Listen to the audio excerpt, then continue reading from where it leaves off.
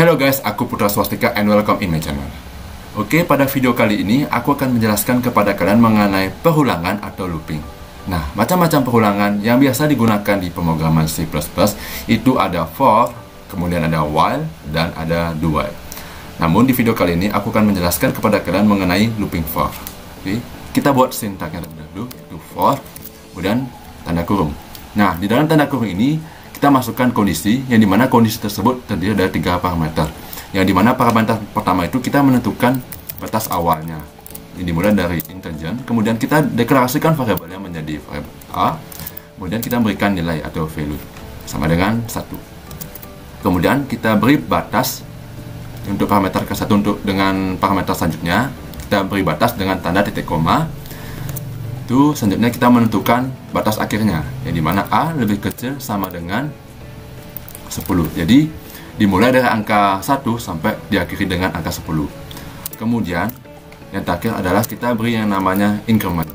Increment ini adalah, jadi setiap melakukan perulangan nantinya dia akan bertambah satu variabel sampai batasnya itu sampai 10 kali.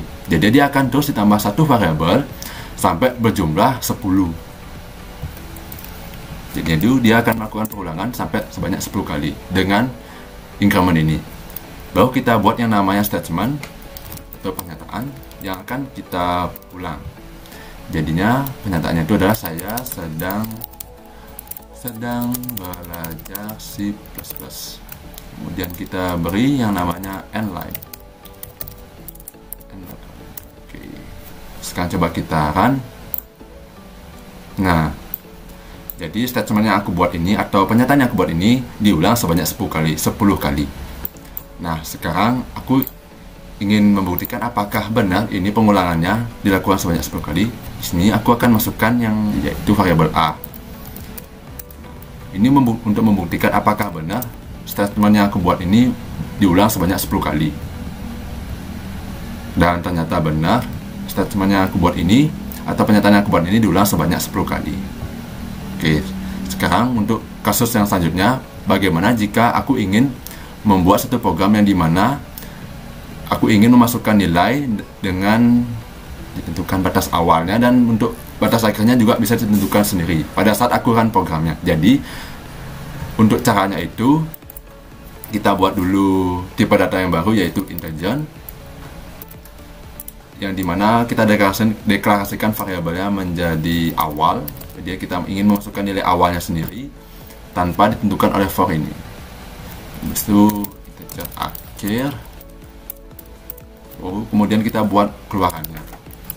Masukkan nilai awal.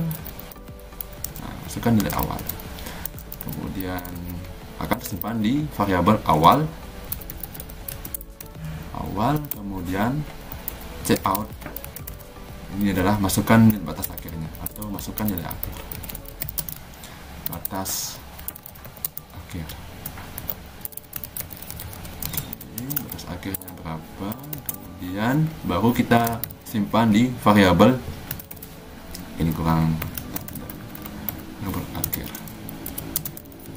Nah, setelah itu jangan lupa kita ganti yang berada di batas awal ini dengan variabel awal, dan di sini dengan variabel akhir. Jadi kita bisa menentukan variabel awal dan variabel akhirnya itu, atau nilai awal dan nilai akhirnya pada saat kita run programnya.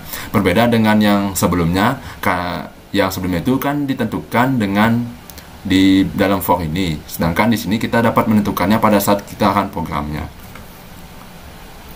Nah, tentukan nilai awalnya. Misalkan nilai awalnya itu adalah 10 dan batas akhirnya itu adalah 100. Jadi statementnya yang aku buat ini akan dimulai dari angka 10 sampai angka 100. Jadi dia akan melakukan perulangan dari angka 10 sampai angka 100. Seperti itu. Jadi seperti itu logikanya.